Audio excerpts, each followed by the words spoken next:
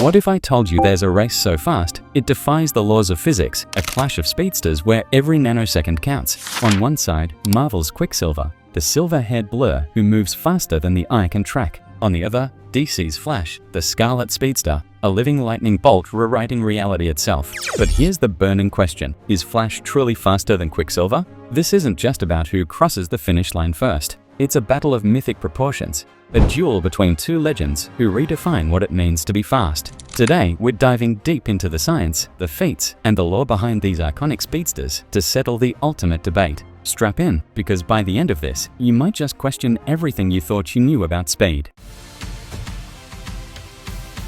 Before we pit these two titans against each other, let's break down what makes them speedsters in the first place. Quicksilver, born Pietro Maximoff, is a mutant whose powers come from his connection to the high evolutionary, or the X gene, depending on the continuity. He moves at hypersonic speeds, fast enough to dodge bullets, outrun jets, and even perceive the world in slow motion. But here's the catch: Quicksilver's speed has limits. He tires, he strains, and at his peak, he's been clocked somewhere around Mach 10. Now, enter the Flash. Whether it's Barry Allen, Wally West, or any other wielder of the Speed Force, this hero doesn't just run. He rewrites the rules of velocity. The Speed Force isn't just energy, it's the cosmic fabric of motion itself, granting Flash abilities that border on absurd. We're talking about outracing death, breaking the time barrier, and even moving so fast, he steps between moments. So right off the bat, we've got a street racer versus a cosmic phenomenon. But let's dig deeper, because the real answer isn't just in their top speeds. It's in the impossible things they've done.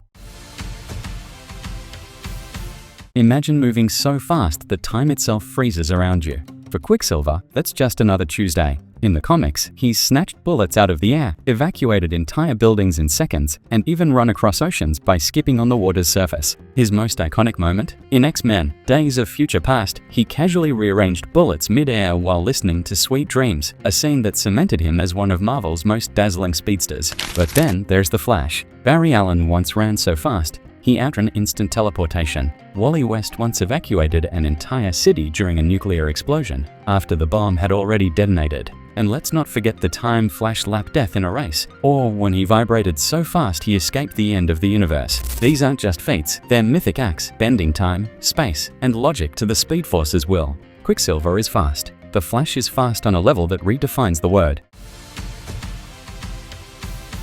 Let's get one thing straight: physics hates speedsters. Quicksilver's abilities, while extreme, are at least theoretically grounded in biology. His mutant physiology grants him enhanced metabolism, reflexes, and durability to handle the G-forces of his movement. But even he faces consequences: friction burns, exhaustion, and the simple fact that, at a certain point, air resistance would turn him into a human fireball. Marvel's writers often acknowledge these limits, making Pietro's speed impressive, but just within the realm of comic book plausibility. Then there's the Flash. The Speed Force isn't science, it's magic disguised as science. It's an extra-dimensional energy field that laughs at inertia, friction, and even entropy. The Flash doesn't just run, he cheats reality. Need to vibrate through a wall? The Speed Force lets him phase his molecules. Need to time travel? Just hit light speed and bam, you're in the Renaissance. The Speed Force doesn't just fuel him, it protects him, meaning Flash can pull off stunts that would atomize anyone else. So while Quicksilver plays by the rules even if he bends them, the Flash rewrites the rulebook entirely.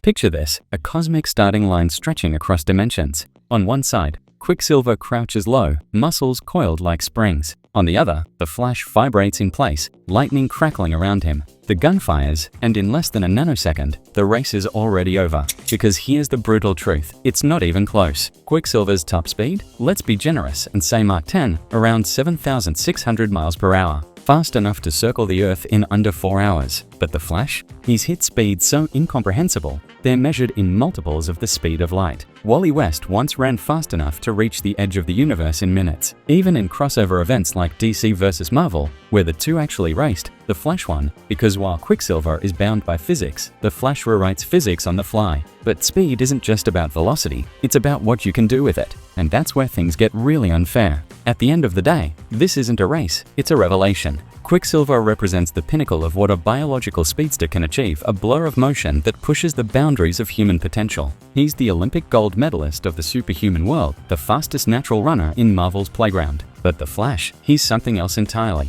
He's not just fast, he's the living embodiment of speed itself. The Speed Force doesn't just make him quick, it makes him fundamentally different. While Quicksilver runs across water, the Flash runs across time. While Pietro dodges bullets, Barry catches them. From yesterday. The truth is stark. In any measurable category, top speed, endurance, reality warping potential, the Flash leaves Quicksilver in the dust. It's not that Pietro is slow, far from it, but that the Flash operates on a level where speed stops being movement and starts being magic. So here's what I want you to think about. In a universe where both exist, does Quicksilver even realize how badly he's outclassed? Or does he still believe, in his heart of hearts, that one day he could catch that crimson streak on the horizon? Because that's the tragedy of speed. No matter how fast you are, there's always someone who makes you stand still.